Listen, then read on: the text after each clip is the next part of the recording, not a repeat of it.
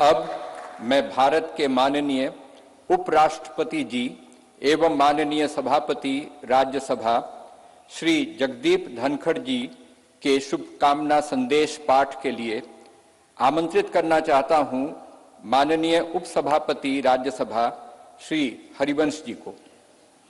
माननीय हरिवंश जी। भारत के उपराष्ट्रपति संदेश। भारतीय लोकतंत्र की अभूतपूर्व विकास यात्रा की इस महत्वपूर्ण ऐतिहासिक घड़ी और गौरव क्षण में पूरे देश को हार्दिक बधाई देते हुए मुझे अपार खुशी है। हमारा मौजूदा संसद भवन आजादी मिलने से आज दुनिया की एक बड़ी ताकत के रूप में भारत की पहचान बनने तक की ऐतिहासिक यात्रा का गवाह है। मुझे पूरा यकीन है कि इस अमृत काल के दौर में बना नया संसद भवन आगे भी हमारी तेज प्रगति का साक्षी रहेगा। आत्मनिर्भर भारत बनाने से लेकर जनता की मूलभूत सभी जरूरतों की पूर्ति तक, देशवासियों को सशक्त बनाने से लेकर समग्र गरीबी उन्मूलन तक, यह गौरवशाली भवन भावी दशकों के दौरान अनेक ऐतिहासिक पलों का अध्याय लिखेगा। नई संसद हमारी शाश्वत धाराओं का प्रतीक है। यह हमारी समृद्ध भारतीय वास्तुशिल्प, परंपरा एवं सांस्कृतिक विरासत के साथ प्रगति विकास के लिए आधुनिक टेक्नोलॉजी को सर्वोत्तम तरीके से आत्मसात करने की हमारी क्षमता को भी प्रदर्शित करता है। वैश्विक कोविड महामारी से उत्पन्न चुनौतियां हमारे कर्मठ व प्रतिबद्ध श्रम शक्ति के अटल संकल्प को रोकने में विफल रहीं। यह भव्य देशज नई संसद गुलामी की मानसिकता से मुक्ति के हमारे राष्ट्रीय संकल्प का भी प्रतीक है। मुझे बेहद खुशी है कि हमारी संसद का नया भवन भारतीय मूल्यों संस्कारों का प्रकाश स्तंभ है। इसमें हमारे मुल्क की विविधता, देश के हर कोने से लाई गई कलाकृतियां व मूर्तियां हैं, जो भारतीय कला तथा संस्कृति की श्रेष्ठतम प्रदर्शनी के रूप में इसकी भव्यता में चार चांद लगाती हैं। संसद को लोकतंत्र का मंदिर कहा जाता है। यह वर्तमान और भावी पीढ़ियों की आकांक्षाओं, हसरतों की सुचारू पूर्ति सुनिश्चित करने के साथ ही सनातन परंपराओं तथा श्रेष्ठ लोकतांत्रिक मानकों के संरक्षक के रूप में भी काम करता है।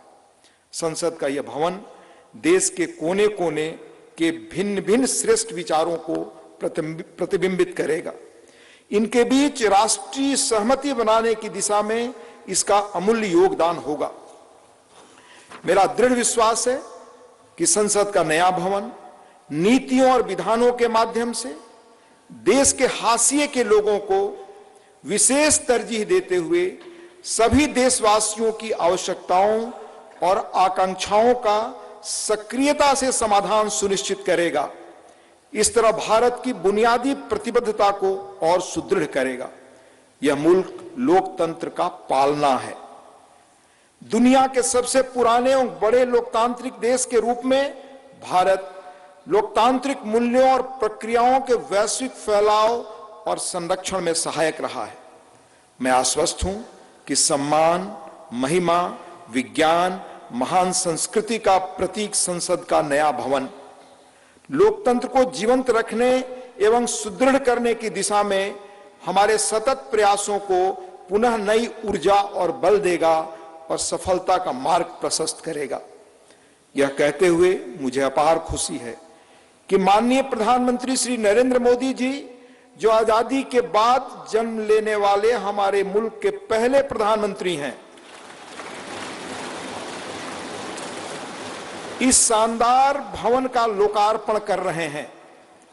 जैसा कि मैं अक्सर कहता हूं और मेरा दृढ़ विश्वास है कि संसद लोकतंत्र का मार्गदर्शक ध्रुव तारा यानी नॉर्थ स्टार है।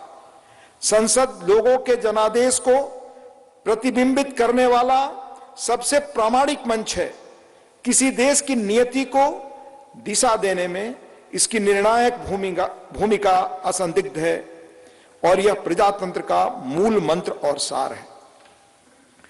तकनीकी रूप से सशक्त संसद निश्चित रूप से संसद सदस्यों को राष्ट्र की नियति को आकार देने के लिए अपनी ऊर्जा और प्रतिभा को श्रेष्ठतम रूप से उजागर करने में सक्षम बनाएगी, लोकतांत्रिक मूल्यों को प्रस्फुटित करना सुनिश्चित करेगी, लोकतंत्र के मंदिर के रूप में संसद की उदात्तता को बढ़ाएगी।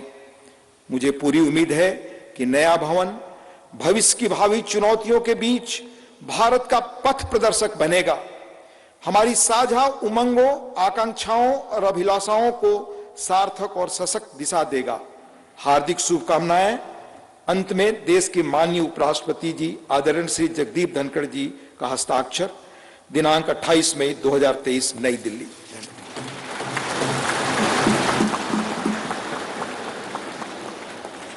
शुभकामना संदेश हेतु माननीय उपराष्ट्रपति महोदय का आभार।